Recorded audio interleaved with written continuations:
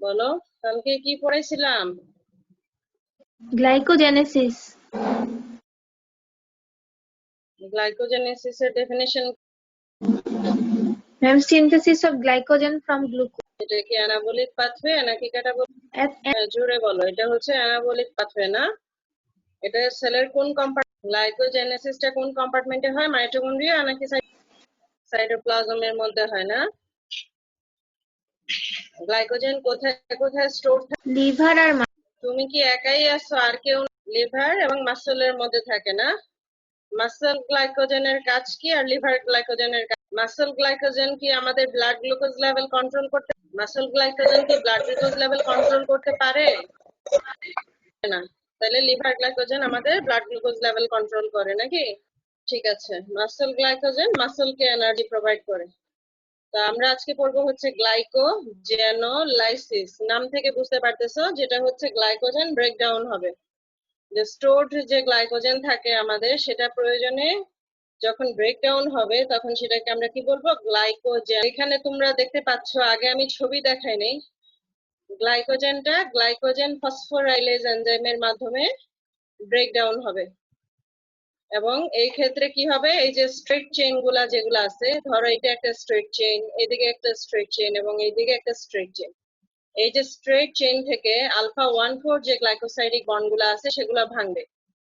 ততক্ষণ পর্যন্ত ভাঙবে যতক্ষণ পর্যন্ত প্রত্যেকটা দিকে 4টা করে গ্লুকোজ রেসিডিউ থাকবে। দেখো এইদিকে 4টা, 1 2 3 4, এদিকে 4টা, 1 2 3 4, আবার এইদিকে হচ্ছে 4টা। এতক্ষণ পর্যন্ত ভাঙবে এবং যখন এই কন্ডিশনটাতে আসবে তখন এটাকে আমরা কি বলবো? Limit dextrin. কি বলবো? লিমিট ডেক্সট্রিন হওয়ার পরে ডিব্রাঞ্চিং এনজাইম আসবে। যখন গ্লাইকোজেন আমরা সিনথেসিস করছিলাম তখন আমরা পড়ছি ব্রাঞ্চিং এনজাইম। এখন আসবে হচ্ছে ডিব্রাঞ্চিং এনজাইম। ডিব্রাঞ্চিং এনজাইমটা হচ্ছে একটা সিঙ্গেল পলিপেপটাইড চেইনে 2টা এনজাইম থাকে, যার জন্য এটাকে কি বলা হয়? বাইফাংশনাল এনজাইম বলা হয়। বাইফাংশনাল এনজাইমের যেহেতু 2টা পার্ট, একটা হচ্ছে গ্লাইকোসাইল 4,4 ট্রান্সফারেজ, যে কি করবে? এই যে আলফা 1,4টাকে ভেঙে এনে আবার অন্যদিকে কানেক্ট করবে। যেমন এটাকে ভাঙছে, দেখো এটাকে ভেঙে এনে এই পাশে কানেক্ট করছে। আর আরেকটা কি করবে? এই যে যেটা হচ্ছে অ্যামাইলো আলফা 1,6 গ্লুকোসাইডেজ, আমি পরে ডেসক্রিপশনে বলতেছি, যে অ্যামাইলো আলফা 1,6 গ্লুকোসাইডেজ যেটা, সেটা এই ব্রাঞ্চিং যেটা ছিল 1,6 বন্ড যেটা ছিল, সেই বন্ডটাকে ভাঙবে, ভেঙে একটা ফ্রি গ্লুকোজ সে, ঠিক আছে? এখন কোনো ব্রাঞ্চিং নাই, জাস্ট গ্লুকোজ গুলা স্ট্রেট চেইনে আছে। তো ফার্দার এখানে কি হবে? ফসফোরাইলাইসিস হবে, যে গ্লাইকোজেন ফসফোরাইলেজ এসে এটাকে ব্রেকডাউন করে ফাইনালি যেটা তৈরি হবে সেটা হচ্ছে কি? Glucose 1 phosphate. গ্লুকোজ 1 ফসফেটের উপরে ফসফোগ্লুকোমিউটেজ কাজ করবে, করে তৈরি করবে হচ্ছে গ্লুকোজ 6 ফসফেট। গ্লুকোজ 6 ফসফেট যদি লিভারে থাকে, আমরা জানি গ্লাইকোজেন থাকে 2টা জায়গায়, একটা হচ্ছে মাসলে আর একটা হচ্ছে লিভারে। লিভারে থাকলে সে গ্লুকোজ তৈরি করবে বাই গ্লুকোনিওজেনেসিস, আর যদি অন্য টিস্যুতে থাকে তাহলে সে গ্লাইকোলাইসিস। ছবিটা দেখতে পাচ্ছ তোমরা তোমাদের স্ক্রিনে? Yes ma'am. আচ্ছা, তাহলে আমরা এখন ডেসক্রিপশনে চলে যাই। গ্লাইকোজেনোলাইসিস। গ্লাইকোজেনোলাইসিস কি? The degradation of stored glycogen in liver and muscle constitute glycogenolysis. আমরা অলরেডি কালকে পড়ছি, বা তুমিও এখন রেসপন্স করছো, যে আমাদের লিভার এবং মাসলের মধ্যে আমাদের গ্লাইকোজেন স্টোর থাকে। সো যখন এই যে স্টোরড গ্লাইকোজেন যখন ডিগ্রেডেশন হয় বা ব্রেকডাউন হয়, তখন সেটাকে আমরা কি বলবো? গ্লাইকোজেনোলাইসিস বলবো। তাইলে the degradation of stored glycogen in liver and muscle constitute glycogenolysis. The synthesis and degradation of glycogen are not reversible. An independent set of enzymes present in the cytosol carry out glycogenolysis. Glycogen is degraded by breaking alpha 1,4 and alpha 1,6 glycosidic bond. গ্লাইকোজেনের structure তো তোমাদের খেয়াল আছে, যে আমরা বলছিলাম যে glycogen is the polymer of alpha D glucose. তো যখন, এবং এটা হচ্ছে highly branched and compact structure. Straight চেইনে একটা গ্লুকোজ আরেকটা গ্লুকোজের সাথে অ্যাটাচ থাকবে বাই আলফা 1,4 লিঙ্কেজ, এবং ব্রাঞ্চিং যখন হবে তখন সেটা কানেক্টেড থাকবে বাই আলফা 1,6 গ্লাইকোসাইডিক লিঙ্কেজ দ্বারা। সো যদি আমাকে গ্লাইকোজেন ভেঙে গ্লুকোজ লিবারেট করতে হয় তাহলে আমাকে এই দুইটা বন্ডই ভাঙতে হবে। একটা হচ্ছে ব্রাঞ্চিং বন্ড, যেটা হচ্ছে আলফা 1,6 গ্লাইকোসাইডিক বন্ড, সেটাও ভাঙতে হবে। আর যেটা হচ্ছে মানে স্ট্রেট চেইনে যেটা আছে আলফা 1,4 বন্ড, সেটাও ভাঙতে হবে। এই যে আমাদের যে ছবিটা ছিল, যারা কালকে মিস করছো বা কনসেপশন ক্লিয়ার না তাদের জন্য আমি বলতেছি, এই যে গ্লাইকোজেন হচ্ছে কি polymer of alpha D glucose. Polymer of alpha D glucose, এখানে ফিউ থাউজেন্ড গ্লুকোজ মলিকুল গুলা এখানে একটা আরেকটার সাথে কানেক্টেড থাকে বাই গ্লাইকোসাইডিক বন্ড।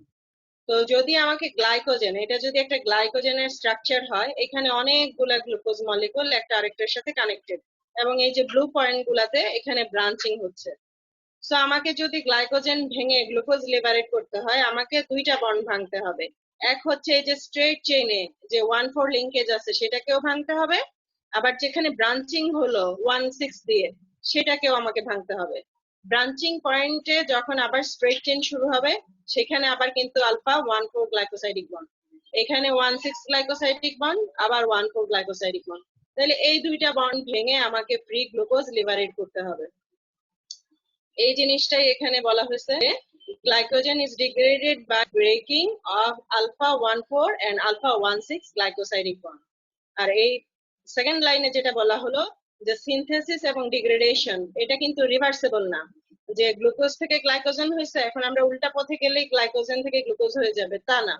এটা হচ্ছে পুরোপুরি ইন্ডিপেন্ডেন্ট সেট অফ এনজাইম এটাকে কন্ট্রোল করে। আর এটা হয় কোথায়? সাইটোপ্লাজমে। সাইটোপ্লাজমে গ্লাইকোজেনোলাইসিস হয়। তাহলে আমরা নেক্সট স্লাইডে যাই। নেক্সট স্লাইডে 1 নাম্বার যেটা, সেটা হচ্ছে action of glycogen phosphorylase enzyme. The alpha 1 enzyme glycogen phosphorylase.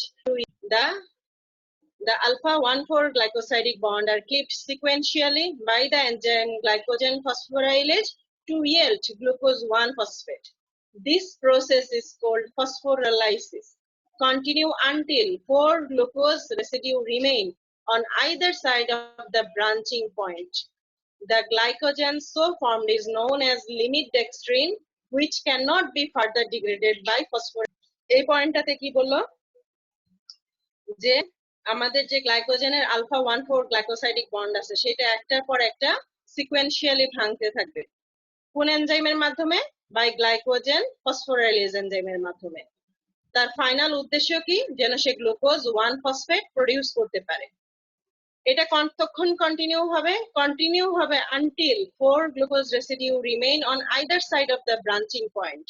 এই যে তোমাদেরকে আমি ছবিতে দেখাইছিলাম, আবার দেখাই, যে দেখো এই যে ব্রাঞ্চিং পয়েন্টের সব দিকে দেখো 4টা করে গ্লুকোজ রেসিডিউ আছে, 1 2 3 4, এদিকে 1 2 3 4, আবার এদিকে আসো 1 2 3 4। এই ততক্ষণ পর্যন্ত এই যে আলফা 1,4 গ্লাইকোসাইডিক বন্ড ভেঙে সিকোয়েন্সিয়ালি ভাঙবে, এবং যখন এই কন্ডিশনে পৌঁছাবে তখন এটাকে আমরা কি বলবো? Limit dextrin. কি বলবো এটাকে আমরা? লিমিট ডেক্সট্রিন বলবো। তো ফাইনালি যখন আমাদের লিমিট ডেক্সট্রিন তৈরি হলো, তারপরে আর এখানে গ্লাইকোজেন ফসফোরাইলেজ এনজাইমটা আর কাজ করবে না, তখন এখানে কাজ করতে হবে ডিব্রাঞ্চিং এনজাইমের। তো আসো আমরা ডিব্রাঞ্চিং এনজাইম সম্বন্ধে জানি, যে action of debranching enzyme. The branches of glycogen are clipped by 2 enzyme activities present on a single polypeptide called debranching enzyme. Hence, it is a bifunctional enzyme. Glycosyl 4,4 transferase activity remove a fragment of 3 or 4 glucose residue attached at a branch and transfer them to another chain. Hence, one alpha 1,4 bond is clipped and the same alpha 1,4 bond is made, but the places are different. আমরা আবার ছবিতে ফেরত যাই। দেখো তোমরা এখানে কি বলছি, আমরা বলছি যে এখন ডিব্রাঞ্চিং এনজাইম কাজ করবে, এবং ডিব্রাঞ্চিং এনজাইমটা আমরা বলছি যে একটা সিঙ্গেল পলিপেপটাইডের মধ্যে 2টা এনজাইম থাকে। প্রথম এনজাইমের কাজ হচ্ছে, প্রথম যেটা এনজাইম, নামটা আমি পড়ে বলতেছি, প্রথম যে এনজাইম তার কাজ হচ্ছে কি, এই যে ব্রাঞ্চিং পয়েন্ট থেকে সে কি করবে, 3টা বা 4টা glucose residue alpha 1,4 glycosidic bond আনবে, ভেঙে এনে এই যে দেখো লাল মানে রেড ইন্ডিকেটর দেওয়া আছে, এখান থেকে সে ব্রেকডাউন করে এখানে এনে আবার আলফা 1,4 গ্লাইকোসাইডিক বন্ড তৈরি করতেছে। একটা চেইনে সে ভাঙবে, আরেকটা চেইনে সে এনে অ্যাড করবে। এটা হচ্ছে প্রথম এনজাইম, যেটার নাম হচ্ছে কি গ্লাইকোসাইল 4,4 ট্রান্সফারেজ। গ্লাইকোসাইল 4,4 ট্রান্সফারেজ, ঠিক আছে। এরপরে ওই ডিব্রাঞ্চিং এনজাইমের আরেকটা পার্ট আছে, যেটার নাম হচ্ছে কি অ্যামাইলো আলফা 1,6 গ্লুকোসাইডেজ।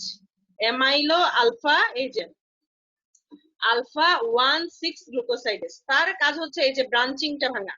হ্যাঁ, সে কি করবে, break the alpha 1,6 bond at the branch with a single glucose residue and release a free glucose। এই যে দেখতে পাচ্ছ সে একটা ফ্রি গ্লুকোজ লিবারেট করতেছে। তাইলে ডিব্রাঞ্চিং এনজাইম হচ্ছে দুইটা এনজাইম, একটা হচ্ছে কি গ্লাইকোসাইল 4,4 ট্রান্সফারেজ। এখানে তোমরা যদি তোমাদের মুখস্থ করার সুবিধার জন্য বা বোঝার সুবিধার জন্য তোমরা চাও, এখানে তোমরা লিখে নিও গ্লাইকোসাইল 4,4 ট্রান্সফারেজ।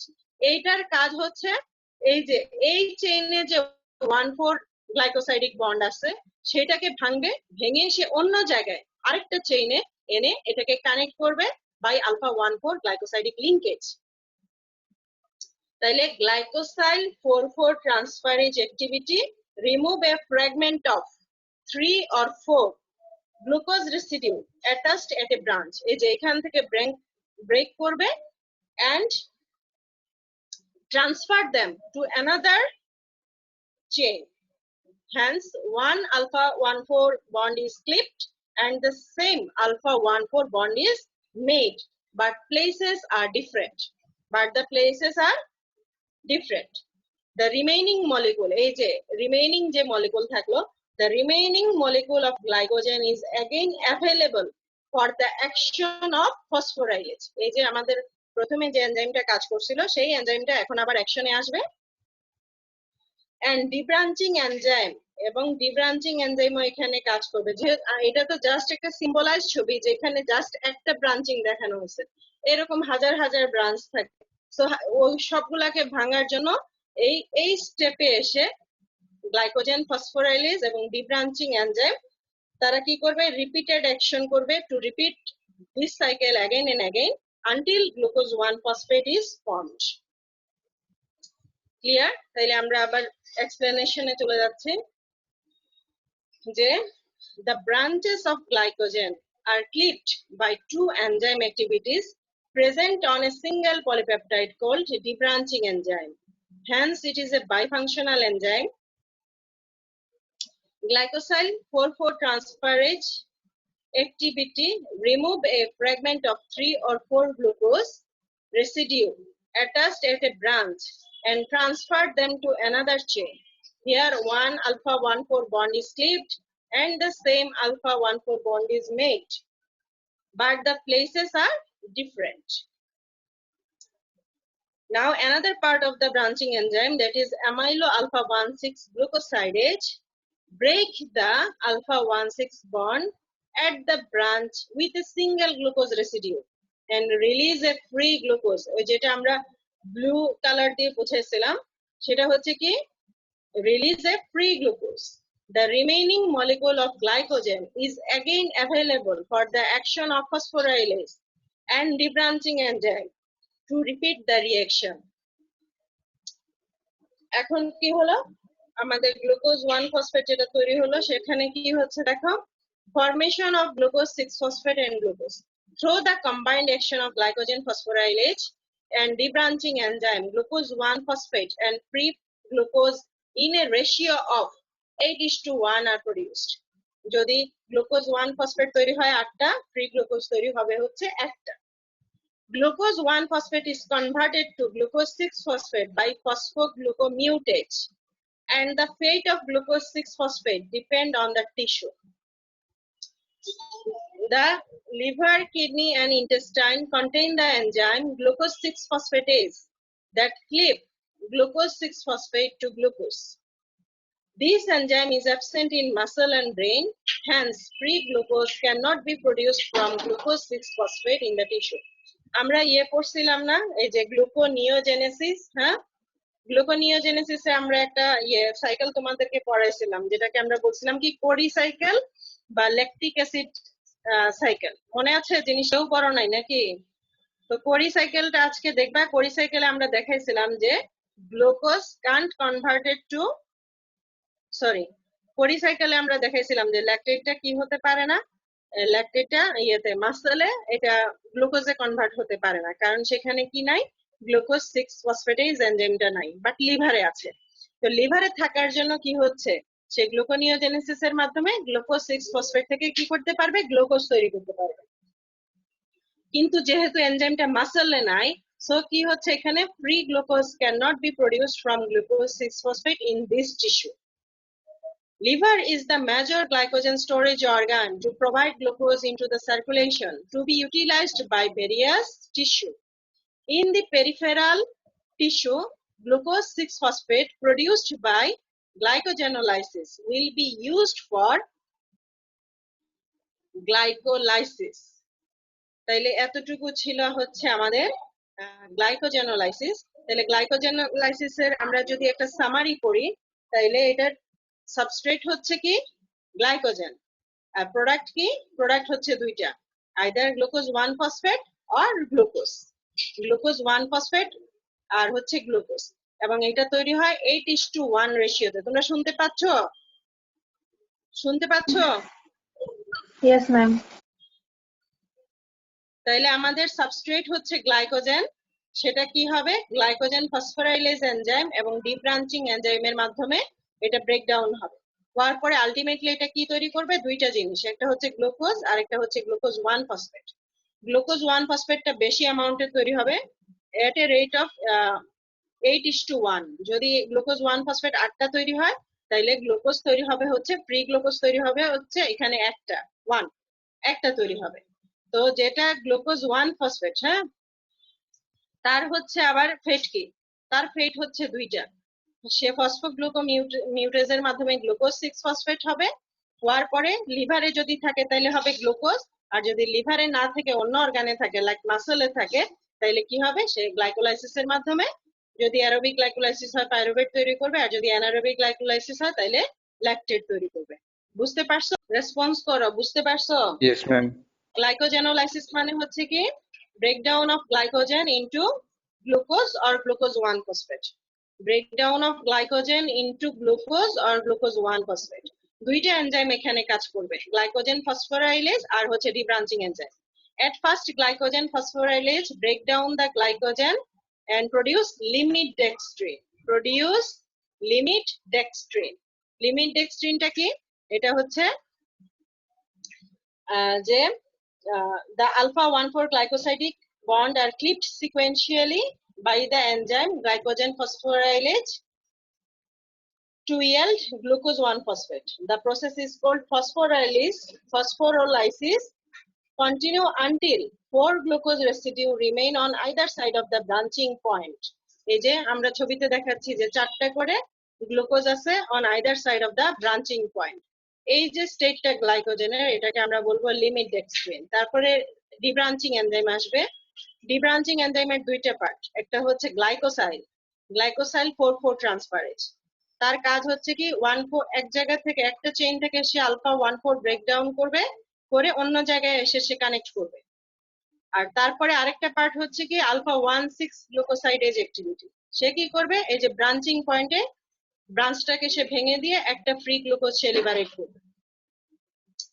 এভাবে রিপিটেড অ্যাকশনের মাধ্যমে যে আমাদের আলটিমেটলি কি তৈরি হবে, গ্লুকোজ 1 ফসফেট এবং ফ্রি গ্লুকোজ তৈরি হবে এট এ রেট অফ 8:1।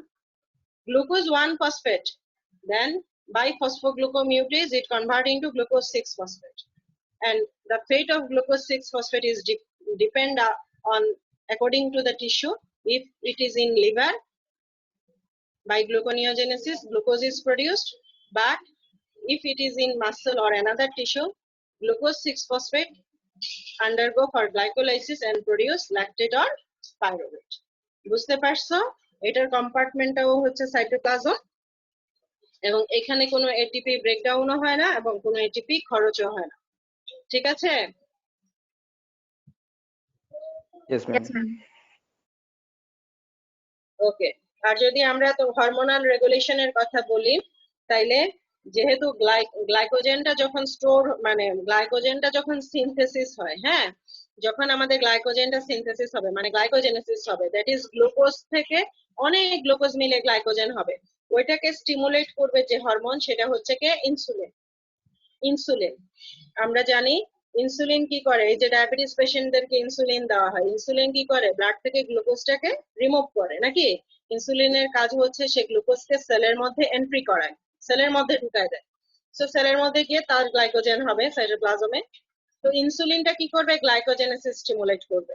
কিন্তু এপিনেফ্রিন নরএপিনেফ্রিন নাম শুনছো তোমরা? এগুলাকে আমরা ক্যাটেকোলামাইনও বলি, যখন ফার্মাকোলজি পড়বা তখন দেখবা এগুলা কি করবে, এগুলা গ্লাইকোজেনোলাইসিস স্টিমুলেট করবে, এপিনেফ্রিন নরএপিনেফ্রিন এবং গ্লুকাগন। তোমরা সবসময় মনে রাখবা ইনসুলিন স্টিমুলেট করবে, গ্লুকাগন আর ক্যাটেকোলামাইন ইনহিবিট করবে। ঠিক আছে, ঠিক আছে। Yes, ma'am. ওকে, আচ্ছা তোমরা এখন একটু বুদ্ধি খাটায় আমাকে বলো তো, যদি পরীক্ষাতে আসে মেটাবলিক ফেট অফ গ্লুকোজ, মানে ওভারঅল Depend. সবগুলা মেটাবলিক পাথওয়ে তুমি চিন্তা করো। প্রথমে গ্লাইকোলাইসিস চিন্তা করো, প্রথমে গ্লুকোজ, গ্লাইকোলাইসিসে কি হচ্ছে, গ্লুকোজ গ্লুকোকাইনেজের মাধ্যমে ভেঙে হচ্ছে কি গ্লুকোজ 6 ফসফেট না।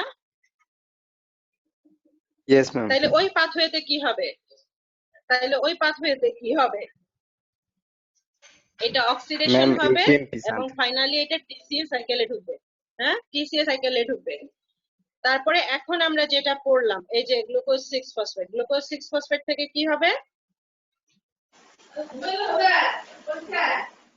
Glucose Glucose. হবে, গ্লুকোজ Ma'am, হবে। glucose হবে। হ্যাঁ, গ্লুকোজ 6 ফসফেট থেকে গ্লুকোজ হবে। তারপরে দেখো, আমরা আগের ছবিটাতে ফেরত যাই। এই যে এখানে কি হচ্ছে, গ্লুকোজ 6 ফসফেট আলটিমেটলি গ্লাইকোজেন তৈরি হচ্ছে। তাইলে আরেকটা ফেট কি, সিনথেসিস অফ গ্লাইকোজেন বা গ্লাইকোজেন সিনথেসিস, নাকি? মনে হচ্ছে? Yes, ma'am. Yes, বুঝতে ma'am. পারছো? ওকে, ভেরি গুড। আরেকটা পাথওয়েতে আমি তোমাকে দেখায় যাই। এখানে কি হচ্ছে, হেক্সোজ মনোফসফেট শান্টে গ্লুকোজ 6 ফসফেট কি হচ্ছে, অক্সিডেশন হবে। এটা তো হচ্ছে alternative pathway of oxidation of glucose নাকি। তাইলে oxidation through hexose monophosphate shunt, তাইলে হয়ে গেল আমার 4টা হয়ে গেল। একটা হচ্ছে সে মেইন গ্লাইকোলাইটিক পাথওয়েতে অক্সিডেশন হবে, একটা হচ্ছে সে হেক্সোজ মনোফসফেট শান্টে সে অক্সিডেশন হবে, আরেকটা হচ্ছে তার মাধ্যমে আমরা কি তৈরি করব, গ্লুকোজ তৈরি করব, আর আরেকটা হচ্ছে এটা থেকে গ্লাইকোজেন তৈরি Glycogen. হবে। এই 4টা ফেট মনে থাকবেন, 4টা ফেট মনে থাকবে না তোমাদের? Yes, ma'am. Yes, ma'am. ওকে, তাইলে এই ছিল হচ্ছে আমাদের আজকের গ্লাইকোজেনোলাইসিস। আমরা কিন্তু শেষ। হ্যাঁ, আমাদের এই কার্বোহাইড্রেট মেটাবলিজম তোমাদের লেভেলের জন্য শেষ। তো তোমরা তো পড়ো না, না পড়লে কিভাবে হবে। আমি আজকে করি সাইকেলটা তোমাদেরকে আরেকবার পড়াই দেই, যেহেতু তোমরা রেসপন্স করো নাই। এখানে ছবি দেখতে পাচ্ছ, তোমাদেরকে কিন্তু ছবি সহ আঁকতে হবে। এই লাল লাল গুলো আঁকবা না। এখানে দুইটা সাইকেল, এই যে ব্লু কালার যেটা সেটা হচ্ছে কোরি সাইকেল, আর যেটা রেড কালার সেটা হচ্ছে glucose alanine cycle. Glucose alanine cycle protein মেটাবলিজমের সাথে আমি বলে দিব। এখন হচ্ছে কি কোরি সাইকেলটা পড়বো আমরা, কোরি সাইকেল যেটার আরেকটা নাম হচ্ছে ল্যাকটিক অ্যাসিড সাইকেল। তো দেখো মাসলে গ্লাইকোজেন হোক আর গ্লুকোজ হোক ভেঙে আলটিমেটলি যখন অ্যানারোবিক গ্লাইকোলাইসিস হয় তখন কি তৈরি হবে, দেখো ল্যাকটেট তৈরি হবে নাকি। ল্যাকটেট তৈরি হবে, অ্যারোবিক হলে পাইরুভেট আর হচ্ছে অ্যানারোবিক হলে ল্যাকটেট তৈরি হবে। ঠিক আছে, তোমরা দেখতে পাচ্ছ? Yes, ma'am. Yes, ma'am. দেখাচ্ছি। Very good. দেখো এখন মাসলে কিন্তু আমার কন্টিনিউয়াস গ্লুকোজ সাপ্লাই দরকার বা এনার্জি সাপ্লাই দরকার, কারণ কি মাসলে তো আমার দরকার সবসময় একটা এটিপি দরকার, আদারওয়াইজ এটা নেক্রোসিস হয়ে যাবে। হ্যাঁ, তো কি হচ্ছে, এই ল্যাকটেটটা কিন্তু চাইলে এখানেই গ্লুকোনিওজেনেসিসের মাধ্যমে গ্লুকোজ তৈরি করতো, কিন্তু দেখা গেল কি গ্লুকোনিওজেনেসিসের যে লাস্ট এনজাইম গ্লুকোজ 6 ফসফেটেজ এটা মাসলে নাই, যার জন্য এই ল্যাকটেটটা ডাইরেক্ট গ্লুকোজ হতে পারে না এখানে। তার জন্য তাকে ডিফিউশনের মাধ্যমে ব্লাড হয়ে চলে যেতে হয় লিভারে। লিভারে যাওয়ার পরে ল্যাকটেট গ্লুকোনিওজেনেসিসের মাধ্যমে গ্লুকোজ তৈরি করে, তারপরে এই গ্লুকোজ আবার ব্লাড হয়ে মাসলে এসে এনার্জি সাপ্লাই দেয়। এটাকে বলা হচ্ছে আমাদের ল্যাকটিক অ্যাসিড সাইকেল বা কোরি সাইকেল। হ্যাঁ, যে সায়েন্টিস্ট বের করছেন এটাকে, ওনার নাম হচ্ছে কোরি, এই অনুযায়ী এটা হচ্ছে কোরি সাইকেল বা ল্যাকটিক অ্যাসিড সাইকেল। ভাইবাতে জিজ্ঞেস করবে কেন মাসলে হলো না, তুমি বলবা যে গ্লুকোজ 6-ফসফেটেজ এনজাইম এখানে নাই, যার জন্য লিভারে সে গিয়ে গ্লুকোনিওজেনেসিস এর মাধ্যমে গ্লুকোজ তৈরি করে, তারপরে আবার সেই গ্লুকোজ মাসলে এসে এনার্জি সাপ্লাই দিছে। ঠিক আছে, এই সাইকেলটার উদ্দেশ্য হচ্ছে কি ল্যাকটিক অ্যাসিড ডিসপোজ করা। যদি বেশি ল্যাকটিক অ্যাসিড আমাদের ব্লাড কনসেন্ট্রেশনে একটা নরমাল লেভেল থাকে, প্রবাবলি আমার এখন খেয়াল নাই 5 মিলিমোল বা এরকম কিছু, তো সেটা যদি সে বইতে একটু দেখে নিও তোমরা, ওই লেভেলটা যদি এক্সিড করে তাহলে কি হবে, আমাদের ল্যাকটিক অ্যাসিডোসিস ডেভেলপ করবে। ল্যাকটিক অ্যাসিডোসিস হচ্ছে one type of metabolic acidosis, এবং মেটাবলিক অ্যাসিডোসিস যখন হবে তখন আমাদের পিএইচ এর ব্যালেন্স অল্টারনেশন হয়ে যাবে এবং আমাদের পুরা বডির মেকানিজম কিন্তু এখানে মানে ঝুঁকির মধ্যে পড়ে যাবে।